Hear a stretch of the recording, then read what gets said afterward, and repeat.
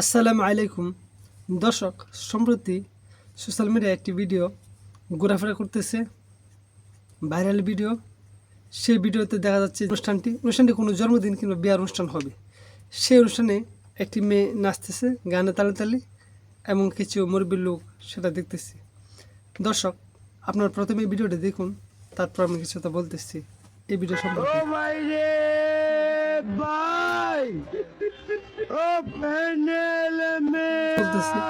সেই অনুষ্ঠানে দেখুন, এই যে মুরব্বী লোকটি বসে রয়েছে, মাথায় টুপি, মুখে দাড়ি, তারপর পাশে একটি লোক বসা, সেও মুরব্বী মানুষ, বয়স্ক।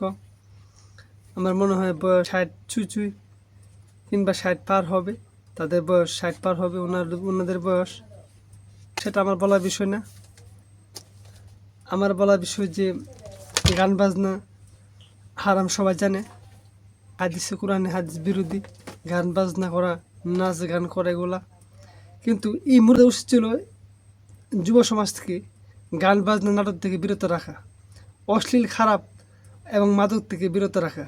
কিন্তু ওনারা সেটা না করে নিজেরই ওই অনুষ্ঠানে শরিক হয়েছেন, অনুষ্ঠানকে আপনার সাপোর্ট করতেছে, সহায়তা করতেছে, অনুষ্ঠান দেখতেছে, তাদেরকে উৎসাহ দিচ্ছি নতুন প্রজন্মকে।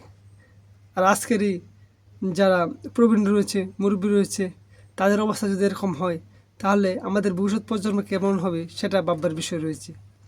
তাই আমাদের প্রত্যেকের উচিত, প্রত্যেক গার্জেনের উচিত, সচেতন মহলের উচিত এই বিষয়ে সজাগ দৃষ্টি রাখা। নতুন প্রজন্ম কীভাবে গড়ে উঠতেছে, কী করতেছে, কোথায় যাচ্ছে, কি করছে, কার সাথে মিশতেছে, সেই বিষয়ে খেয়াল রাখা।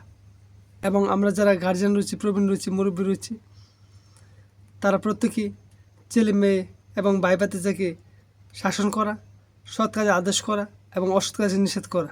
প্রায় প্রত্যেকেই 5 ওয়াক্ত নামাজ না পড়লে জুমার নামাজ পড়ি।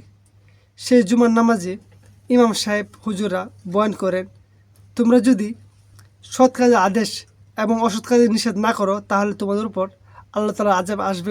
এইসব অপকর্ম, গান বাজনা, নাটক, অশ্লীল দৃশ্য, অশ্লীল কাজগুলা আমাদের প্রত্যেকের এড়িয়ে চলা উচিত। এসবকে ঘৃণা করা উচিত, বাধা দেওয়া উচিত। আর আমাদের প্রত্যেকের এখানে প্রয়োজন ছিল তাদেরকে বাধা দেওয়া, তাদেরকে শাসন করা। কিন্তু না করে আমরা মুরব্বীকে দেখলাম তাকে রয়েছে, হয়তোবা সে জানে, হয়তোবা সে জানে না এই বিষয়টি, কিন্তু তাদেরকেও সচেতন হওয়া উচিত।